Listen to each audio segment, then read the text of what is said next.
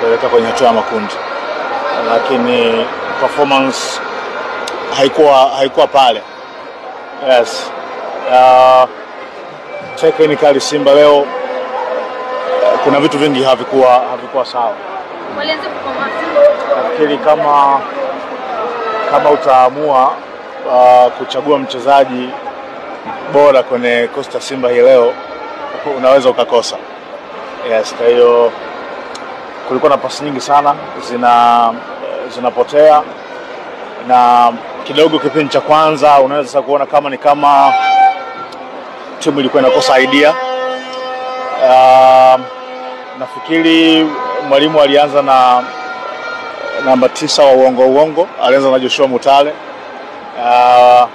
Timu kidogo ilikuwa inapata shida kwenye namna ya kutoka na kupata mtu ambaye timu inaweza ikacheza naye mbele.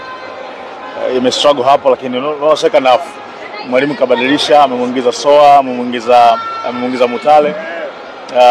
Kiasi timu imebadilika. Sio unachokiona ni kama mwalimu anajaribu vitu tofauti. Nikifanya hivi inaweza ikawa hivi, nikifanya hivi inaweza ikawa hivi. Ni mwalimu mpya, umeelewa? Lakini nafikiri performance ya leo ina influence kubwa sana na matokeo ya mechi ya kwanza, kwamba timu imeshashinda 3 bila. Kwa hiyo ni kama kwa nini tujitoe kiasi hicho na kati kuna uhakika wa kuweza qualify. Kwa hiyo nafikiri mechi zaidi ilikuwa kwenye mazingira hayo.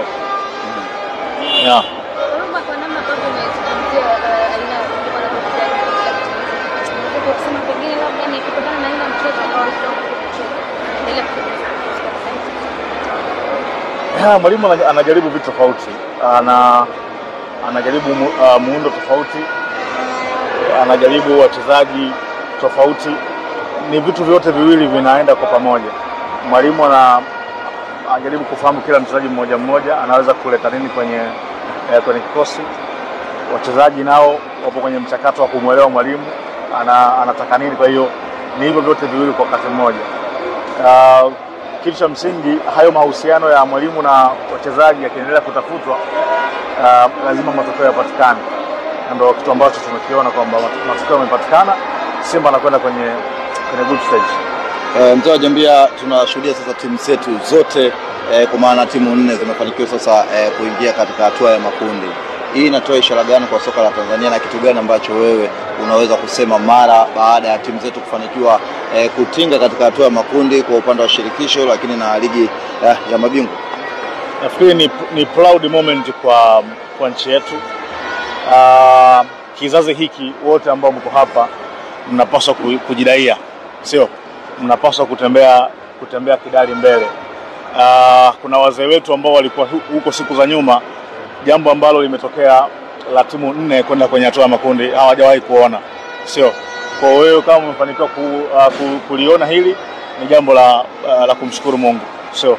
Ni jambo kubwa, ni jambo la kihistoria. Lakini zaidi pongezi kubwa sana kwa Azam FC, wana qualify kwa mara ya kwanza.